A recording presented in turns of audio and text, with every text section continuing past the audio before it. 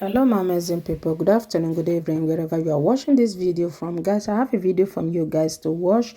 This video is about lawyer Femi, if I'm not mistaken. So this man has been coming to court because he is the one that was fighting for the 25%. Without that 25%, Ahmed Bola Tinubu cannot swear in as a president. But the judges now, Ahmed Bola Tinubu don't bribe them now, as usual now. So they can't behave like Mumu. So they don't want to do the right thing. Watch this video, guys. Okay, sir. Yes, sir. Love, yeah. Okay. Okay. Please. Sir. Morning, sir. Yes. Well, we were here on Wednesday. The court gave us Wednesday as a day to come for our ruling. And then we were given the same information that the court was attending a conference and that the ruling had been adjourned to today.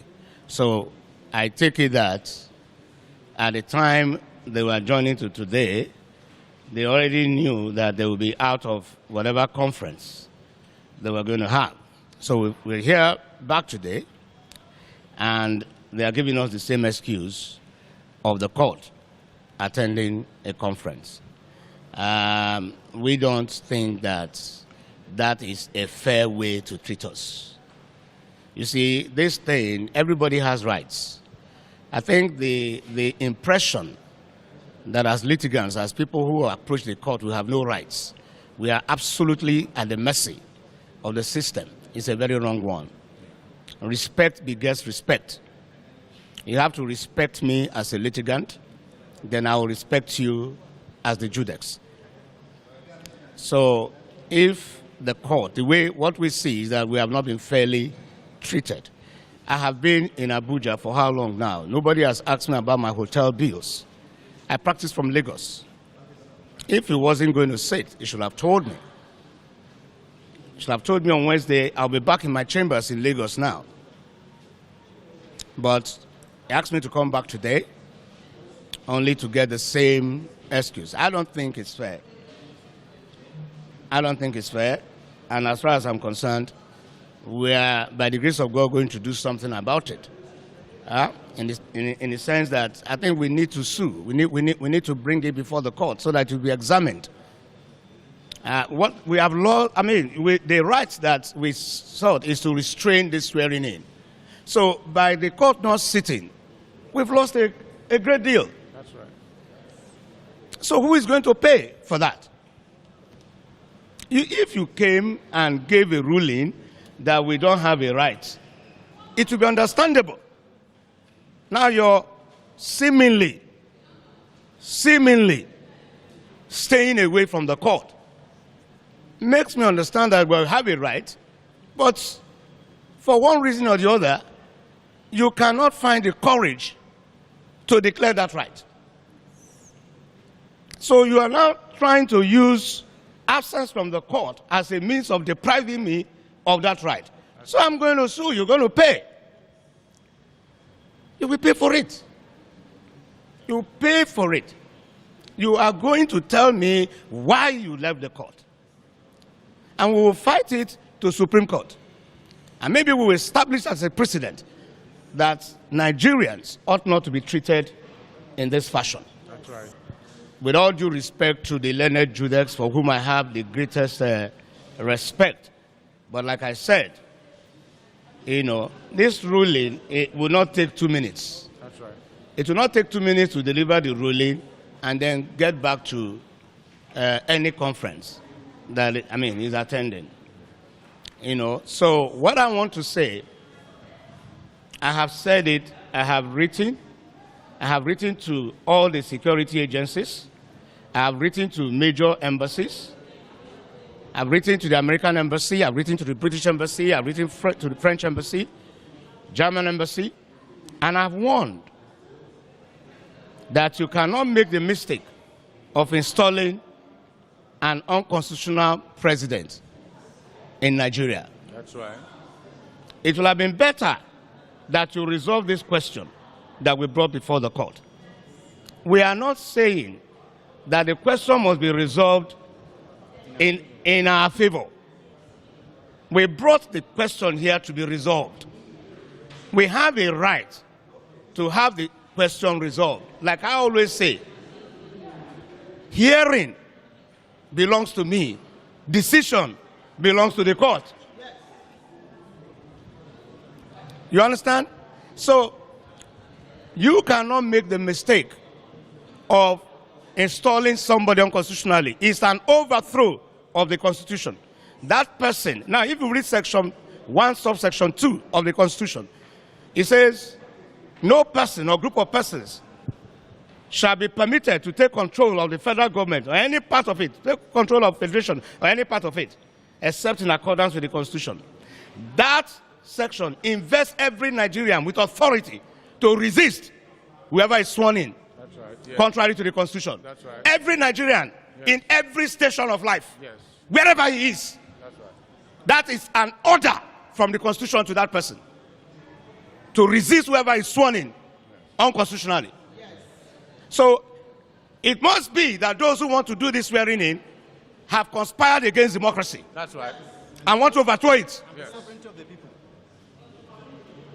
The Constitution says, section 14, subsection 2A, that sovereignty belongs to the people of Nigeria. That's right.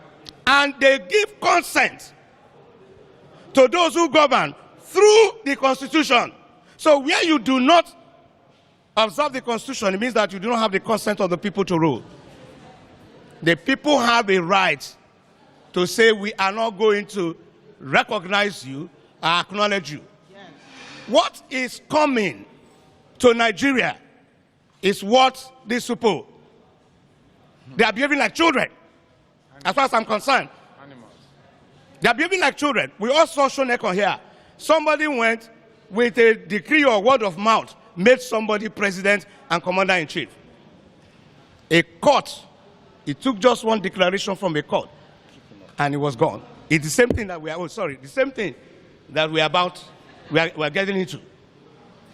Any court in Nigeria is invested with the authority to interpret the Constitution and can say that the person who calls himself president was not duly elected and therefore cannot answer that title and cannot give any instructions that should be obeyed.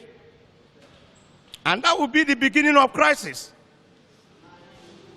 We have warned against this. I don't know what is making them behave, think that it's a joke. I don't know how you will take 200 million Nigerians as a joke. You know, it's not going to happen. The Constitution says you go and have a second election, but you feel too big. Like I was explaining to someone, it's the same in discipline. Where you have red light, say stop.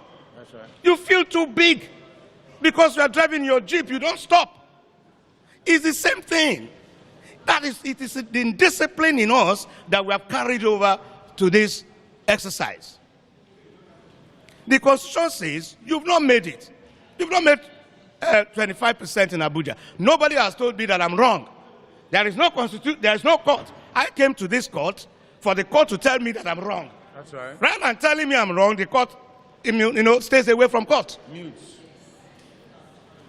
The court cannot even look me in the eye. So nobody has told me I'm wrong. Nobody has the courage to tell me I'm wrong. Because I am right.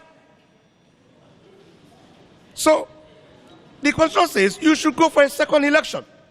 It's a simple, very simple thing. Even if that second election does not produce a winner, you go for a third one. That's right. You feel too big to comply with the Constitution because all your life has been a life of indiscipline. Thank you guys for watching all our video. Share, like, and subscribe, and comment down below. Guys, the problem we are having in Nigeria, and that is why we don't trust the judges. We know now. We know this is what is going to happen at the end. See the way they are just playing this innocent lawyer just for no reason. Because Ahmed Bola Tinubu don't bribe them and don't give them million. All they know is bribe.